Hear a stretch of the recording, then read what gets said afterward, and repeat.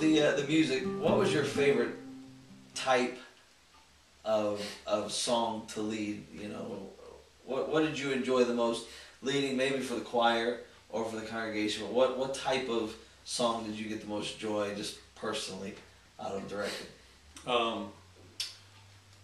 Choir songs, going back to the beginning of my ministry here, when all we sang was 4/4 songs that made you want to stomp your feet and had an alto lead, Southern gospel music. Right. We wore those songs out. We had a hymnal or a book called Inspiration. There was a whole series, number 4 and 5 and 8. And we definitely sang our way through number 5 and number 8 more than once. That was great.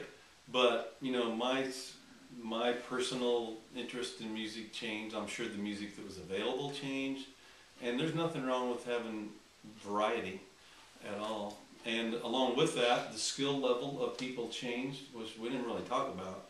But I would encourage music directors to challenge their people musically, offer them a variety of songs to sing, of styles even. There's tons of songs to sing, and styles that we can sing that are God-honoring and would work in our churches.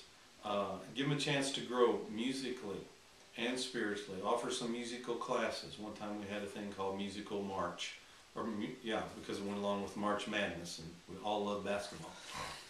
And so those kind of things. And people came that didn't even sing in the choir and never had joined the choir, but they came up and said, well, I've learned some things, because being in the choir, it's not all about just recruiting choir members. People in the pew,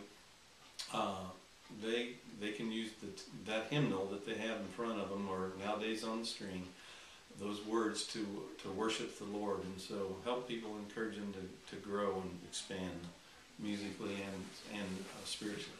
Good. So before we finish, you found in music from all different types of styles, all different types of places. Yeah, I didn't go all the way with that one, did I? We subscribed at one time to probably 6 or 8 different music clubs and choral clubs, and that to me was a tremendous help.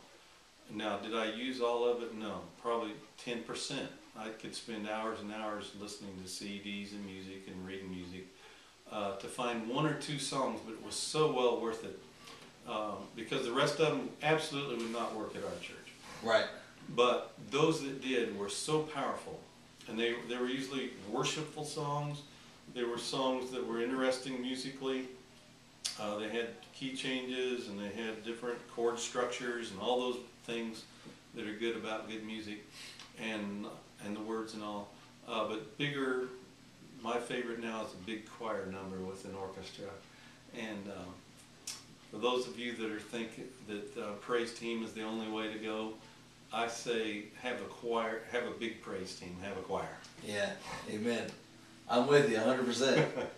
So there's a lot of things that you just put to the side, you know, not right for us. A lot of it not even wrong. Right, exactly. Not for us. Exactly. And were there any arrangers that you particularly enjoyed, or authors that you or publisher that you particularly enjoyed? Yeah. Publisher-wise, for a long time, for me, it's been the Little Ennis Publishing Company, Kansas City, Zondervan, because their music is pretty much right on scripturally, has been, and by the way, there's probably no, well, I wouldn't say none.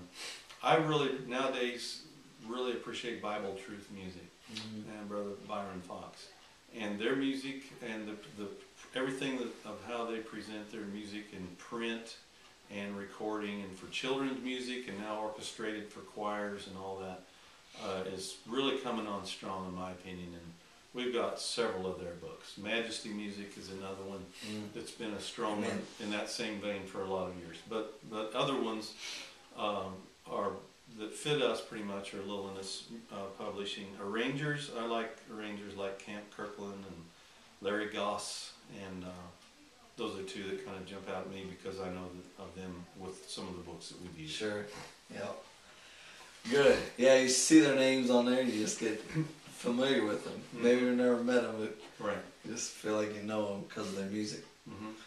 That's good. Okay, now then, by way of finishing, you are now available to go to churches for different clinics, and you have a burden to do this, and you're getting some information out here in the next few weeks or so, and I'm excited about it, and I'm sure you are too. But why don't, before we go, you just give us a little bit of your burden, a little bit of your desire, and then we'll have your contact information below the video or on the website where folks can find it.